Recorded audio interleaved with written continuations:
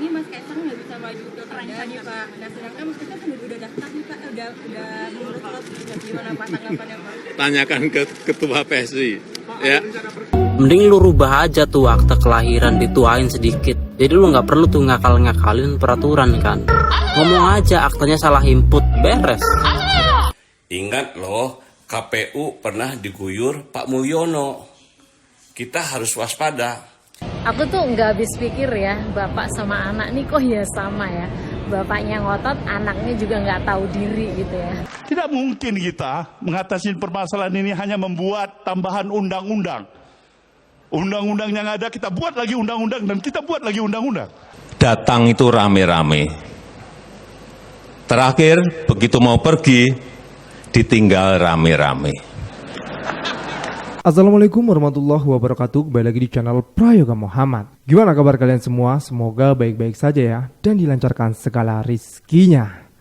Teman-teman semua, akankah Kaisang bisa maju di Pilgub Jawa Barat ataupun DKI? Nah teman-teman semua, ini kemarin ya, 2 hari yang lalu ada nih isu-isu mengenai KPU yang akhirnya rapat diam-diam di hotel. Kebut pokoknya, apa sih yang mau dirapati? Dan ini sudah beredar di media sosial ya.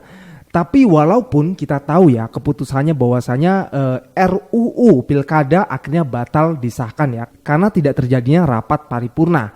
Dan juga chaosnya di masyarakat sehingga itu semua batal alias tidak diubah, melainkan Pilkada menggunakan keputusan dari Mahkamah Konstitusi. Yang di situ Gibran tidak bisa lolos. Tapi kenapa ya kok malah justru Gibran sudah mengumpulkan data-data untuk ikut pilkada? Nah ini aneh juga nih yang akhirnya dibahas oleh para netizen. Dan juga teman-teman semua, akhirnya ya kumpulan dari kekuasaan Pak Jokowi semakin hari semakin dipreteli, di mana beliau sendiri mengatakan jika sudah berakhir maka banyak juga yang akan meninggalkan. Ini benar-benar terjadi guys, dan juga keretakan antara Pak Jokowi dan Pak Prabowo sudah mulai terlihat. Walaupun kemarin pidato di PAN, Pak Prabowo masih saja tetap membersihkan nama Pak Jokowi. Tapi ya sudahlah, yang pasti kita tetap akan menjaga demokrasi dan konstitusi di Indonesia ini, negara yang kita cintai. Kita tetap kawal putusan MK, jangan sampai lengah. Karena banyak banget buzzer-buzzer ini yang yang dungu-dungu inilah yang selalu mengatakan RUU perampasan aset mana nih nggak dikawal, inilah itulah. Ngomong doang lu. Oke, langsung aja kita lihat videonya. Iya. Pak, tapi dengan putusan ini Mas Kaisang nggak bisa maju pilkada nih Pak. Nah sedangkan Mas Kaisang udah daftar nih Pak, udah mengurus slot. Gimana Pak tanggapannya Pak? Tanyakan ke ketua PSI. Pak, ya. ada rencana perpu nggak Pak? Ada rencana perpu nggak Pak? Karena kemarin isunya kuat sekali Pak. Nggak ada. Gimana Pak? Pikiran aja nggak ada masa. Apa? Pak ada demo gimana tanggapannya Pak? Menggunakan putusan Ya MK. baik, itu penyampaian aspirasi dari rakyat. Penyampaian aspirasi mulu Pak, kalau nggak di demo besar-besaran juga nggak didengerin kali ya. Repot deh. Teruntuk Pangeran Kaisang si paling gak sabaran pengen nyagup. Daripada lu jadi pembangkang konstitusi, bikin gaduh di tengah masyarakat, mending lu rubah aja tuh akte kelahiran, dituain sedikit. Jadi lu nggak perlu tuh ngakal-ngakalin peraturan kan. Ngomong aja aktenya salah input, beres. Otot doang keker otaknya kisut. Salam logika. Apakah KPU akan menggunakan berbagai cara untuk meloloskan Kaisang, termasuk dengan tidak menerbitkan PKPU? Ingat loh, KPU pernah diguyur Pak Mulyono. Kita harus waspada. Jimli Asidik bilang, kalau sampai tanggal 27 Agustus 2024 ini KPU tidak menerbitkan PKPU, artinya Kaisang bisa nyalon menjadi cagup atau cawagub. Apalagi Kaisang katanya sudah selesai ngurus-ngurus dokumen yang diperlukan, termasuk surat keterangan tidak pernah terlibat tindak pidana. Mari awasin terus ya. Diam-diam ngurus persyaratan mau daftar calon gubernur.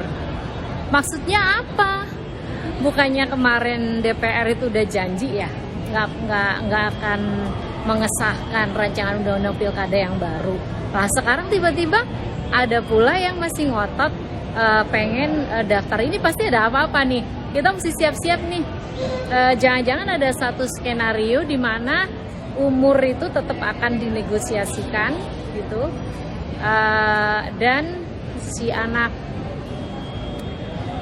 yang belum cukup umur itu dia tetap akan maju di pilkada. Aku tuh nggak habis pikir ya, bapak sama anak nih kok ya sama ya. Bapaknya ngotot, anaknya juga nggak tahu diri gitu ya.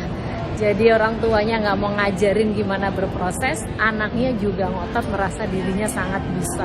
Aneh banget. Tapi aku sih saranin buat rakyat Jawa Tengah nggak usah milih orang yang tidak punya pengalaman sama sekali untuk memimpin. Ya bener banget lah, kita itu ya pengen punya pemimpin itu yang memang capable di situ gitu loh, bener-bener teruji ya kan, dari bawah sampai atas, enggak langsung loncat nyampe di atas gitu, pengalaman gak ada, ini lain segala macam gak ada lah. Itu kalau bukan karena bapak, karena apa lagi? Nah ini ada nih pidato dari Pak Surya Paloh, ini kayaknya nyenggol-nyenggol Pak Lurah nih, kita lihat. Apa yang amat sangat sebagai hal yang amat dibutuhkan oleh rakyat dan bangsa ini adalah suri keteladanan.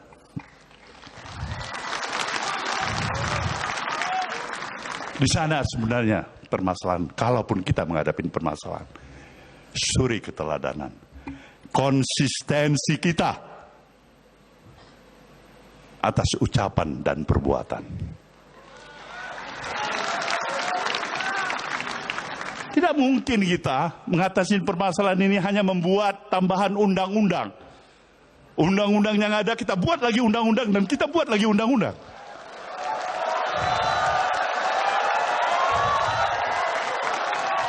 Tidak ada. Akhirnya justru kita terjebak untuk melihat betapa kita mulai mencoba mensiasatin undang-undang. Ini yang menjadi permasalahan kita.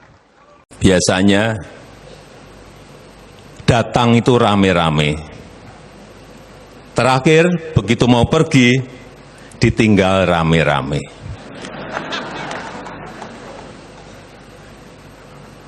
Tapi saya yakin itu tidak dengan Bapak Surya Paloh. Tidak dengan Bang Surya, dan tidak juga dengan Nasdem. Oke guys, gue komentarin sedikit ya buat Pak Surya Paloh ya, walaupun beliau sendiri nggak konsisten ya dengan ucapannya, tapi setidaknya beliau berani ngomong seperti itu di depan Bapak Mulyono. Jadi ya lumayan lah ya, ada keberanian gitu loh untuk bicara langsung gitu. Dan kita melihat tadi ya Bapak Jokowi senyum-senyum tipis gitu, yang walaupun pada akhirnya ketika Pak Jokowi juga memberikan pidatonya gitu ya di depan kader-kader PAN, beliau mengatakan ya datang ramai-ramai ditinggalkan pun ramai-ramai. Sepertinya itu akan terjadi guys, karena kelakuan dari beliau sendiri sih. Oke, kita lanjut lagi videonya. Salam logika. Apa yang terjadi jika sang raja dan panglima perangnya berkelahi di akhir cerita? Ini untuk yang paham saja ya. Demo-demo mahasiswa dan rakyat yang kemarin terjadi, semua rata mencerca Pak Lurah dan DPR. Tidak ada satupun yang terdengar mencerca Mr. Gemoy. Apakah menurut kalian ada intervensi dari Mr. Gemoy agar rapat paripurna tidak quorum? Ya, Mr. Gemoy tentu saja tidak mau dapat legasi buruk di pemerintahannya nanti. Konoha. Halo semuanya, udah pada denger kan yang terbaru update-nya? Kalau ada perpecahan siapa? Kalian kayak udah tahu sendiri. Siapa yang ninggalin siapa, siapa yang ngegigit siapa. Ini yang sebenarnya dari dulu kita tunggu-tunggu. Tinggal gak nyampe 2 bulan, itu semua bakal terjadi. Jadi tolong itu Raja Guguk jangan berkuasa banget. Lihat sekarang gejolaknya udah di mana-mana. dari pusat sampai ke daerah-daerah. Jadi kita tunggu ya skenario berikutnya mereka ini kayak gimana.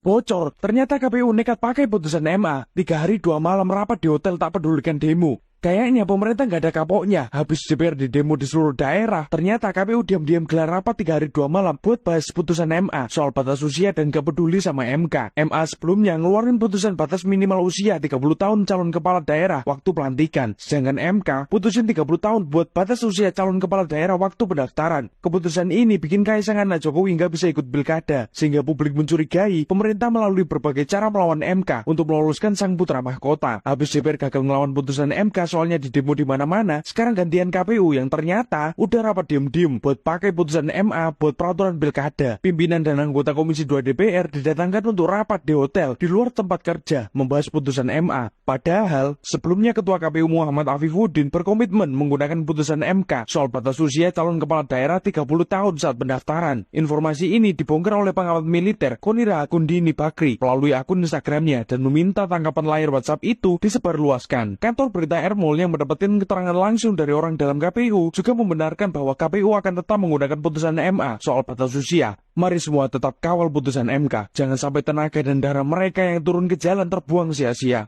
Jangan lupa follow untuk berita politik terupdate. Halo guys, ada breaking news lagi soal KPU dan DPR. Nah, jadi saat ini tengah berlangsung konseling antara DPR dan KPU. Nah, konseling ini dilakukan di Hotel Ayana, Mid Plaza, Jakarta. Nah, ini membahas soal putusan MK dan rancangan PKPU yang akan dikeluarkan. Nah, konseling adalah rapat mendadak tuh, rapat penting, krusial. Jadi semua pegawai berkumpul, gak boleh ada ketinggalan di satu tempat, itu di hotel, bisa di penginapan, di ruang rapat gitu ya.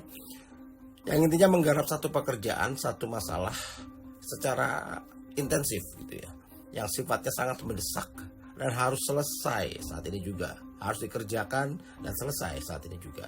Bahkan orang-orang yang ada di situ tuh di dalam ruang rapat itu nggak boleh meninggalkan ruang rapat itu sebelum semuanya selesai. Wow, ini weekend, malam minggu ya, malam-malam pula mereka mengadakan rapat yang begitu pentingnya. Gila ya, begitu kerasnya memang selama ini KPU dan DPR kita bekerja. Salut. Kalian tahu nggak, setelah demo penolakan RUU Pilkada sudah memasuki demo hari ketiga, sekarang sudah mulai ada beberapa partai yang mulai menjilat ludahnya sendiri nih.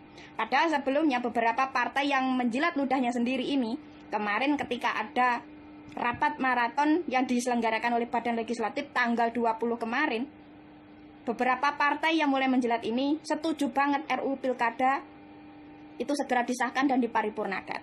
Tapi setelah demo yang dilakukan oleh elemen masyarakat dan mahasiswa konsisten sampai hari ketiga, beberapa partai ini malah mulai menjilat.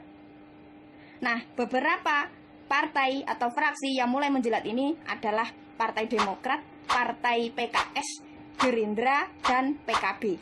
Nah, dalih yang dilakukan oleh beberapa partai yang mulai menjilat ini itu berbagai macam. Contohnya PKS. PKS ini bilang bahwa setuju RUU Pilkada dibatalkan sesuai dengan keinginan rakyat. Yang kedua, Demokrat. Demokrat ini dalihnya mendorong KPU untuk segera membuat PKPU sesuai putusan MK.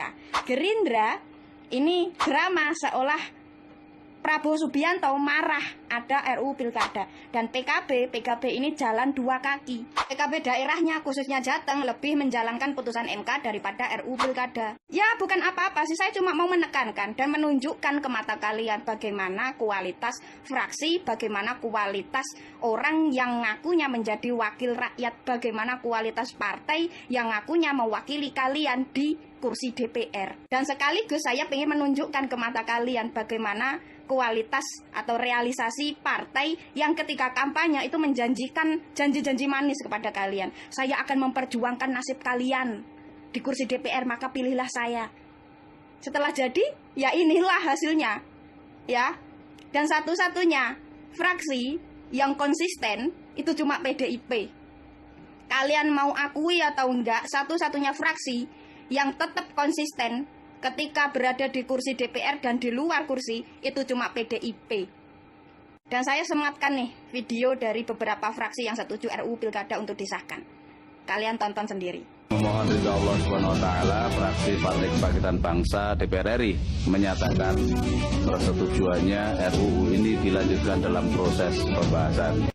Untuk itu, Partai Gerindra menyatakan setuju. Fraksi Partai Demokrat memahami bahwa RUU Pilkada ini sangat penting untuk Partai Golkar menyetujui secara menyeluruh rancangan undang-undang pemilu kada ini. Keadilan sejahtera dengan memohon taufik Allah Subhanahu wa taala dan mengucapkan Bismillahirrahmanirrahim, menyatakan menerima rancangan undang-undang, menyatakan menerima dan menyetujui, dan selanjutnya dapat dibawa ke tahap menyambut baik upaya pembentukan undang-undang untuk segera mempercepat pembahasan RUU Pilkada. Di Partai Persatuan Pembangunan menyetujui RUU perubahan keempat atas undang. Fraksi PD Perjuangan menyatakan sikap tidak sependapat dengan rancangan undang-undang tersebut untuk dibahas pada tingkat selanjutnya. Assalamualaikum warahmatullahi wabarakatuh. Guys, dari sini harusnya kalau kita itu punya pikiran ya kan, ngerti dikit gitu ya, kita paham guys. Coba keburukannya di mana? Kelihatan banget kan, PDIP dikeroyok guys.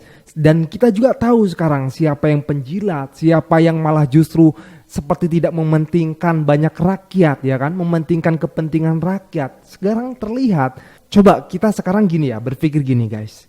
RUU perampasan aset tuh ya, sudah ada, datanya sudah ada, pokoknya kelengkapannya sudah ada. Nah, Kim itu kan 12 partai itu, banyak banget kan dia yang menguasai, tinggal terima semua beres tuh. Jadi tuh barang tinggal ketok tok tok tok disahkan. Tapi nyatanya mana?